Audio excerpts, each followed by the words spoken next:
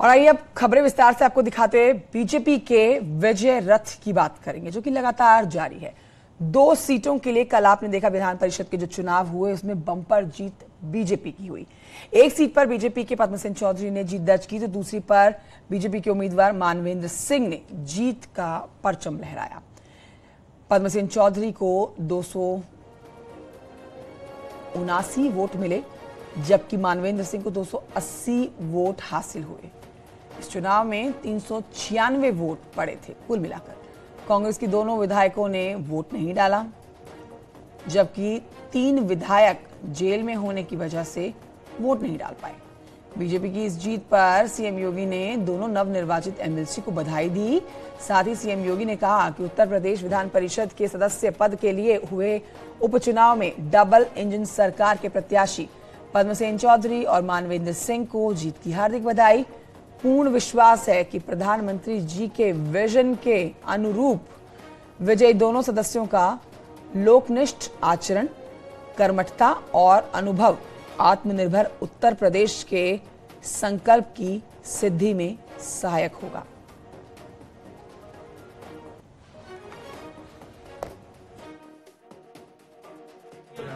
प्रदेश नेतृत्व, हमारे पार्टी की नीतियां और हमारे सम्मानित जो हमारे विधानसभा के सदस्य हैं, उन सबको धन्यवाद देना चाहता हूं, उनका आभार व्यक्त करना चाहता हूं कि उन्होंने जिस तरीके से अपने मत का प्रयोग किया, भारतीय जनता पार्टी को बड़े लक्ष्य के साथ जीत दिलाई।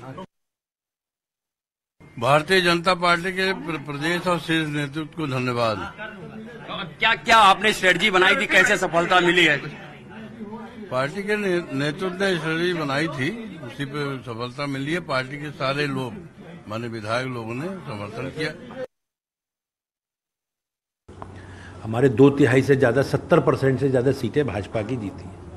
समाजवादी पार्टी एक भ्रम की स्थिति पैदा करना चाहती थी और उन्होंने कहीं ना कहीं उस भ्रम की स्थिति पैदा करने के लिए अपने प्रत्याशी लड़ाए। लेकिन मैं धन्यवाद देता हूं विधानमंडल के सभी मान्य सदस्यों का कि उन्होंने भारतीय जनता पार्टी के दोनों प्रत्याशियों के पक्ष में मतदान करके और ये काम करने का अवसर हम सब लोगों को, पार्टी को दिया कि ये जीत तो होनी थी। सारी गणित सबके सामने थी, इस चुनाव की आवश्यकता ही नहीं थी। अखिलेश यादव जी ने जबरदस्ती ये चुनाव कराया और परिणाम तो सब पहले से पता था। उससे ज्यादा दुख की बात यह है कि इसमें दलित और पिछड़े का एक मुद्दा बनाया और वो मुद्दा सबके सामने स्पष्ट होकर आ गया कि एक हारने वाले जो चुनाव थे वहां पे आपने दलित और पिछड़े को उतारा हारने के लिए। तो जीत के बाद बीजेपी के नवनिर्वाचित एमएलसी को आप सुन रहे थे। साथ ही ये भी बताएं कि मुख्यमंत्री योगी आदित्यनाथ और सभी विधायकों का धन्यवाद भी उन्होंने किया।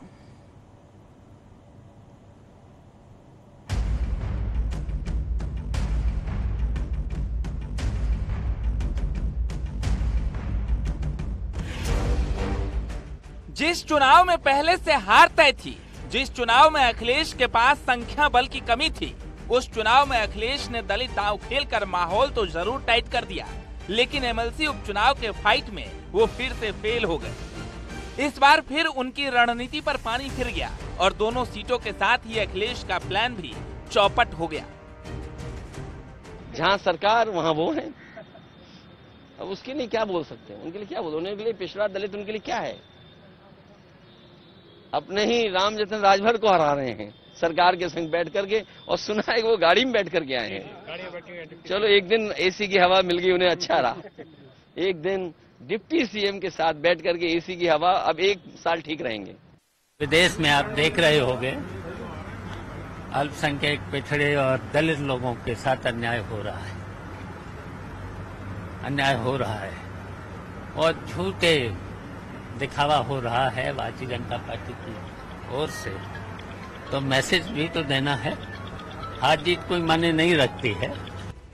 हारने वाली सीट पर अखिलेश यादव राजभर प्रत्याशी को उतारकर ओपी राजभर को अपने पाले में लाने की कोशिश कर रहे थे, लेकिन सोशल मीडिया वाली चिट्ठी पर राजभर भड़क गए और समाजवादी पार्टी के मुखिया को जमीन पर उतरने की नसीहत दे डाली। मैं बार बार कहता हूं कि हमारा संबंध सभी पार्टियों से। चुनाव के समय समाजवादी पार्टी के मुखिया ने वोट नहीं मांगा, पहली बात। दूसरी बात की उम्मीद खाली टीवी और सोशल मीडिया पे बयानबाजी कि अति पिछड़े व दलित को वोट अंतरात्मा की भावना से, अंतरात्मा की आवाज से लोग वोट दें, यही लोकतंत्र है।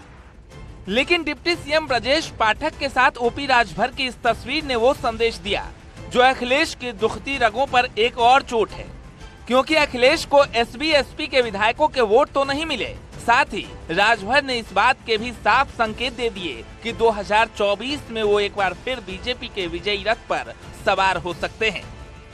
भैया देखो, बाबा साहब डॉक्टर अम्बेडकर ने व्यवस्था दिया है कि गुप्त मतदान, अब उसको आप लोग खुद समझदार हैं। हाँ, 5 विधायकों ने वोट दिया, एक वाले की तैयारी में है जेल में वोट डलवाने। जो उत्तर प्रदेश की जनता का गाढ़ी कमाई का धन समाजवादी पार्टी ने बर्बाद किया है, आने वाले दिनों में समाजवादी पार्टी को इसका खामियाजा भुगतना पड़ेगा। केवल लोगों को गुमराह करने के लिए मैं कह सकता हूं, ये राजनीतिक थरथराई है। वो जानते हैं कि उनके पास मतों की संख्या नहीं है, जानते हैं कि वो हेड्स नहीं है, तब भी वो दुगने से अधिक वोट भारतीय जनता पार्टी के पास हैं, फिर भी वो चुनाव में गए हैं। ये राजनीतिक बेशर्मी, राजनीतिक थरथराई है।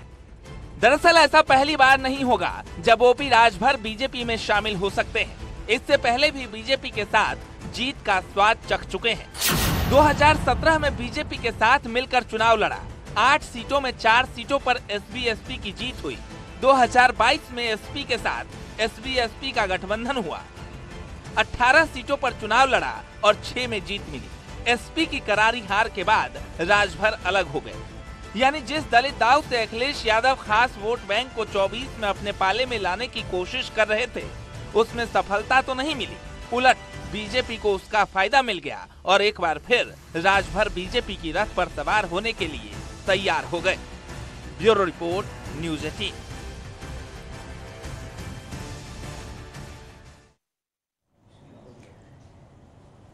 मोदी सरकार के 9 साल पूरे होने पर बीजेपी ने उपलब्धियां गिनाने के लिए एक बड़ा प्लान तैयार किया है।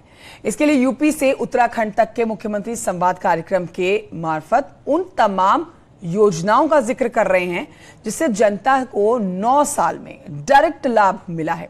तो वहीं दूसरी तरफ विपक्षी दल बीजेपी के इस कार्यक्रम पर हमलावर हैं।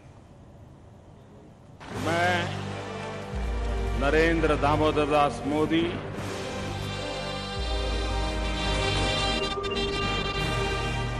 ईश्वर की शपथ लेता हूं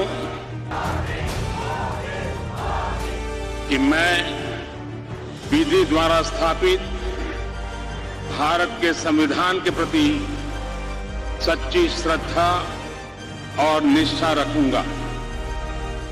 विजय रथ पर सवार मोदी सरकार के 9 साल दमदार है, असरदार हैं और धुआंधार हैं, क्योंकि मोदी ने इन सालों में देश की पहचान बदल दी, दुनिया में कीर्तिमान कायम किया और न्यू इंडिया के नाम पर वो ताज सौंपा जिसकी चर्चा हर जुबान पर है और उसी उपलब्धि को अब जन जन तक पहुंचाना बाकी है।